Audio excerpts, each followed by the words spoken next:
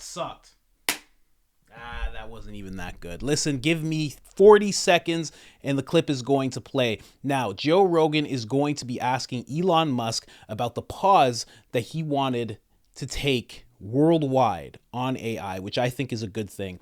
Then we're going to hear Elon give us a pretty good warning, us and the world, a pretty good warning on where AI could leave us if we don't put in the proper checks and balances to this whole thing. Because right now it seems like a bunch of people are pushing forward and they're not thinking about the rest of the world whatsoever. So, and after he's done here in this clip, he actually goes to a conference where he talks about AI safety. Let's get into the clip though and hear what he has to say. Let's do it. There's one point in time where you were trying to get people to do a pause on AI. I mean, I signed on to a letter that someone else wrote. I didn't think that people would actually pause. But you thought it was probably a good idea if they did. I mean, I think so. Yeah. I mean, making some sort of digital superintelligence seems like it could be dangerous.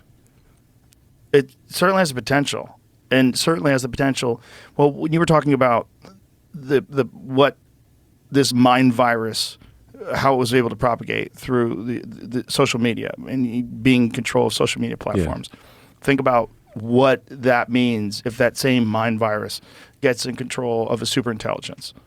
And that is possible. Yeah, no, that's actually what I think the biggest danger is for AI is that if AI is implicitly programmed, I don't think they can do it explicitly, but implicitly programmed with values that lead to that have led to the destruction of downtown San Francisco, and a bunch of these AI companies are in either in San Francisco or in the San Francisco Bay Area, then you could implicitly program an AI to believe that extinction of humanity is what it should try to do.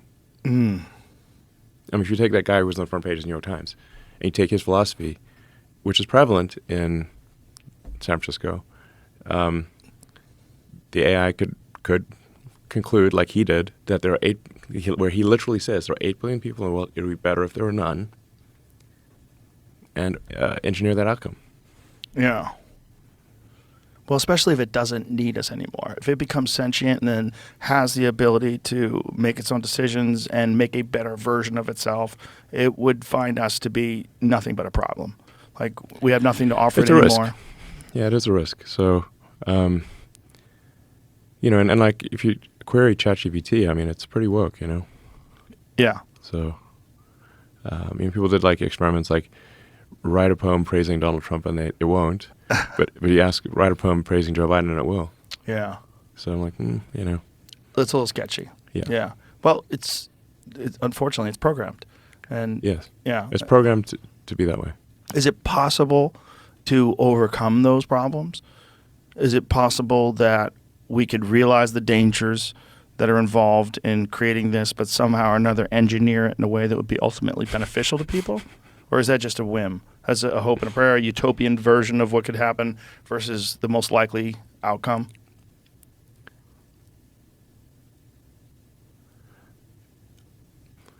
If you say, like, what is the most likely outcome of AI, I think the most likely outcome, to be specific about it, is a good outcome.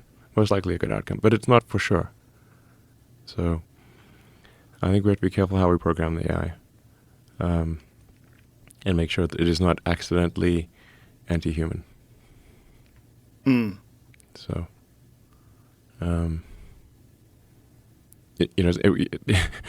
accidentally extinctionist AI, we wouldn't want that. Or even pruning. Well, that is kind of how it works. Is that these what they call large language models, but it's really just a big pile of numbers, and how you tune those numbers matters. It's like pruning a tree. You could have a mighty oak. You could be a little bonsai or a mighty oak. Mm. So, depending on how you prune it. Right.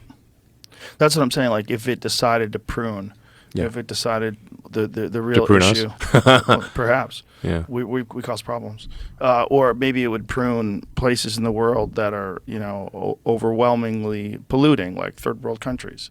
Maybe it would decide that they're not very necessary, particularly if we use computers or AI or some sort of robotics to do human labor. And then you have these areas where human beings are doing this labor and they're polluting, and there's all sorts of issues that come about because of that. You say, well, we just eliminate those people. We eliminate that issue, and then we have 30% less garbage in the ocean. And then it makes this call. Yeah. Yeah. It's something we should be concerned about. And I actually will need to go. Oh shit! Sorry, I need to go. Shall we wrap it up? Yeah, because I have to go to the airport. I have to fly. I'm flying to London. Yeah, you were explaining that.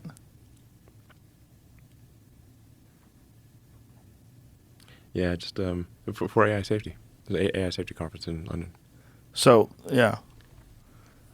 I'm leaving in about an hour and a half. What do you hope to get out of this conference? Like, well,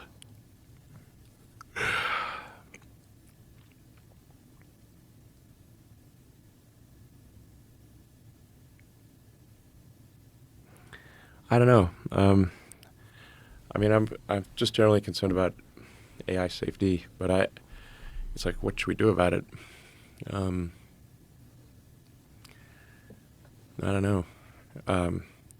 Have some kind of regulatory oversight of some kind. It's like you can't just go build a nuclear bomb in your backyard. That's against the law, and you get thrown in prison if you do that. How much of a concern is it? I think maybe more dangerous than a nuclear bomb. Really? Yes. How much of a concern is it if another country develops it before us?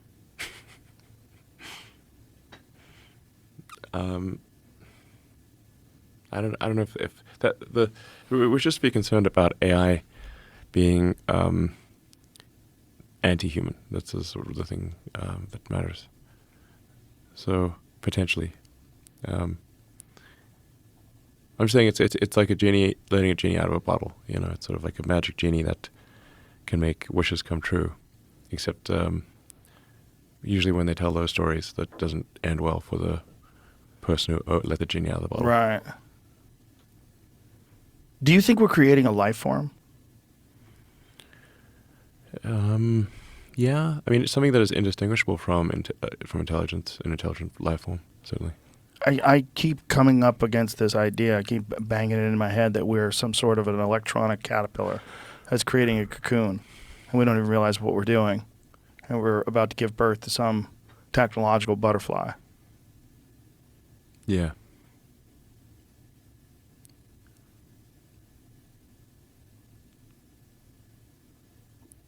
Yeah.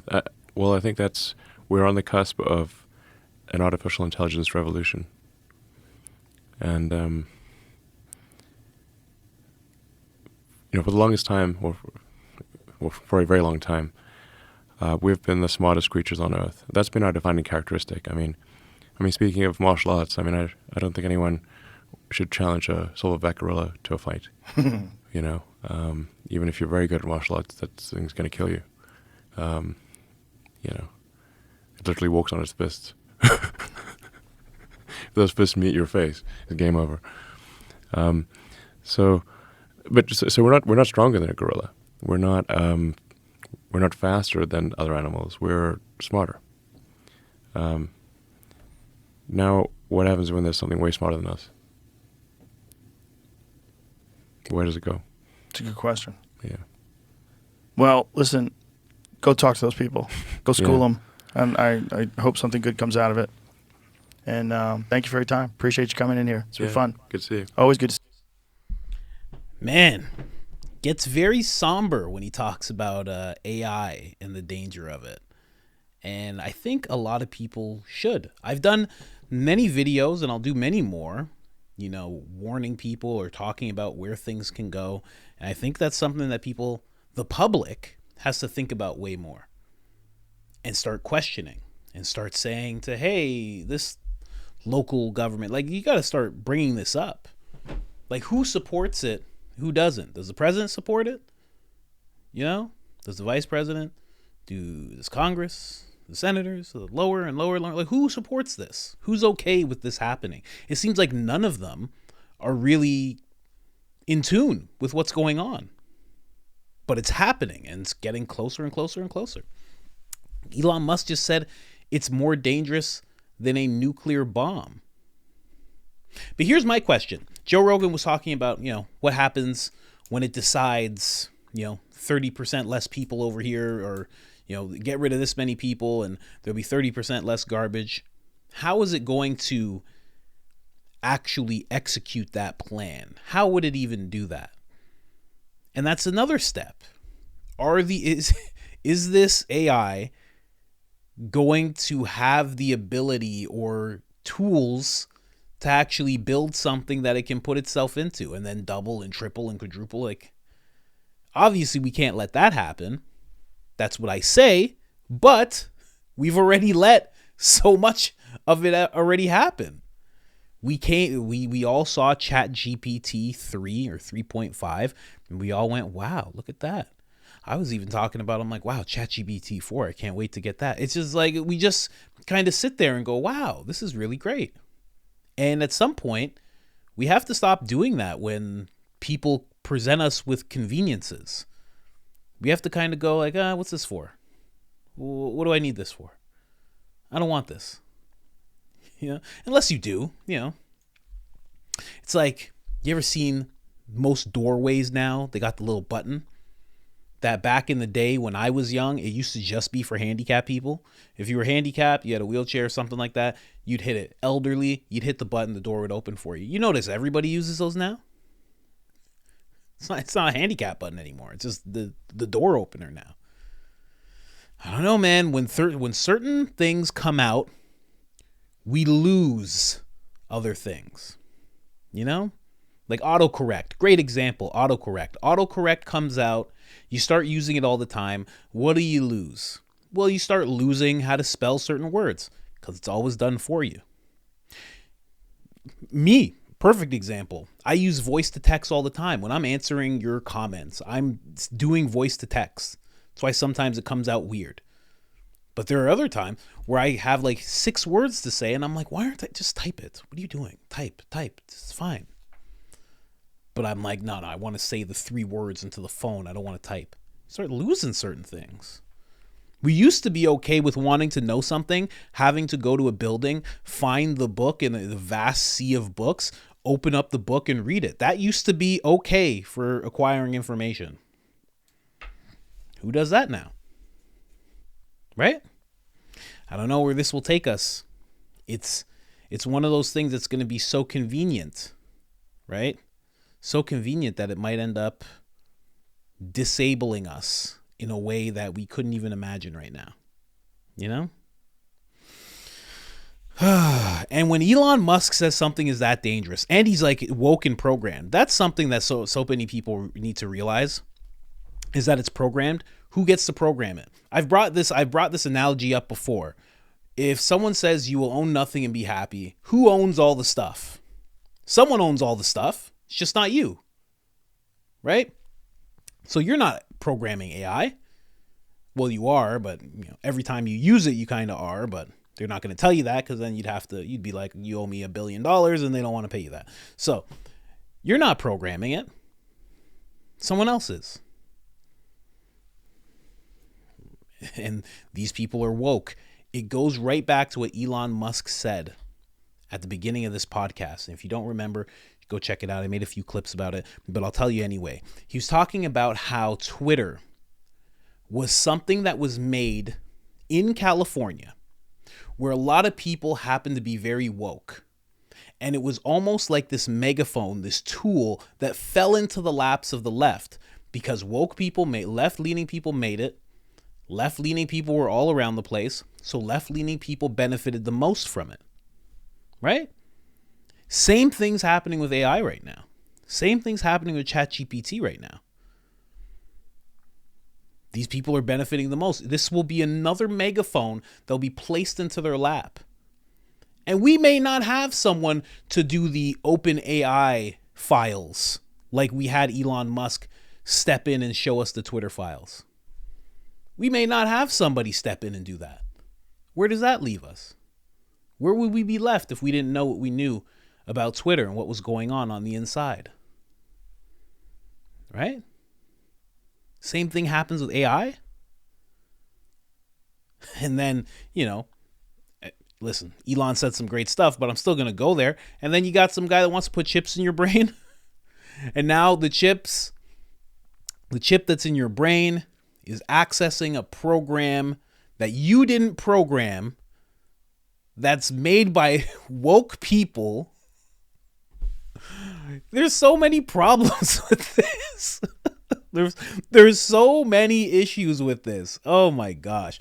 Let me know in the comments what you guys are thinking about this. Maybe I'm overreacting. I tend to do that at times. I try to stay level-headed, but when it comes to stuff like this, I'll be completely biased. I've said it before. I'm the guy, I want to learn how to farm. I want to learn about regenerative farming. I'm probably going to be interviewing some people about that topic so I can learn more about it and, expose the public to that more. I want to learn how to have chickens and how to do that whole thing. I want to learn how to have cattle and how all that works. I really want to step into that life as much as I can. So let my bias be exposed there. That's me. You know what I mean? Anyways, like the video if you haven't liked it already. Subscribe if you haven't subscribed already. We have the best and most Rogan clips out of any Rogan channel. Go and check it. Even put us up against the official channel. We got more and better.